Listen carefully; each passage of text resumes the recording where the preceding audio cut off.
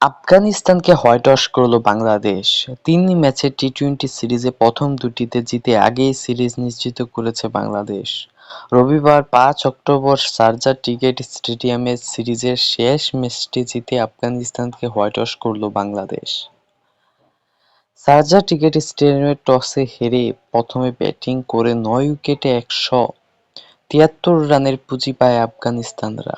জবাবে সাইফ হাসানের দুর্দান্ত ব্যাটিংয়ে ভর করে ২ ওভার ও ৬ উইকেট হাতে রেখে জয় তুলে নেয় টাইগাররা।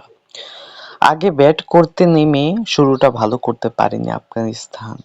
৪০ রানের আগেই ৩ উইকেট হারিয়ে বিপদে পড়ে তারা। এরপর ছোট একটি জুটিতে ভালো এগোচ্ছিল আফগানরা, তবে নাসুম সাইফুদ্দিনের বোলিং তোপে নিয়মিত বিরতিতে উইকেট হারাতে থাকে আফগানিস্তান। দলের হয়ে সর্বোচ্চ ৩২ রান আসে দারবিশ রাসুলির ব্যাট থেকে। এছাড়াও সাদিকুল্লাহ অটল ২৮ এবং মুজিবুর রহমান করেন ২৩ রান। বাংলাদেশি বোলারদের মধ্যে ৩ ওভারে ১৫ রান খরচায় ৩ উইকেট শিকার করেন মোহাম্মদ সাইফুদ্দিন। নাসুম আহমেদ ও তানজিম হাসান সাকিব নেন ২টি করে উইকেট। এছাড়াও শরীফুল ও রিশাদ নেন ১টি করে উইকেট। ১৪৪ রানের লক্ষ্য তাড়া করতে নেমেই শুরুতেই ইমনকে হারায় বাংলাদেশ।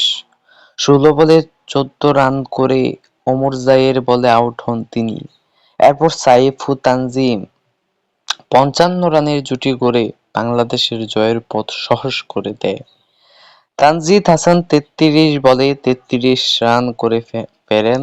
এরপর অধিনায়ক জাকিরকে নিয়ে এগিয়ে যেতে থাকেন সাহিব।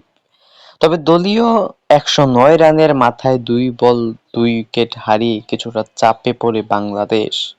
মুজিবুর রহমানের পরপর ২ বলে ফিরে যান জাকির ও শামীম হোসেন। কিন্তু শেষ পর্যন্ত আর বিপদ হয়নি। টি-টোয়েন্টিতে সাইফ হাসানের চতুর্থ ৫০তে ১২ বল হাতে রেখেই লক্ষ্যে পৌঁছে যায় বাংলাদেশ। সাহিব ৬৪ এবং নুরুল হাসান ১০ রানে অপরাজিত ছিলেন। আফগানিস্তানের হয়ে ২ উইকেট নিয়েছেন মুজিবুর রহমান।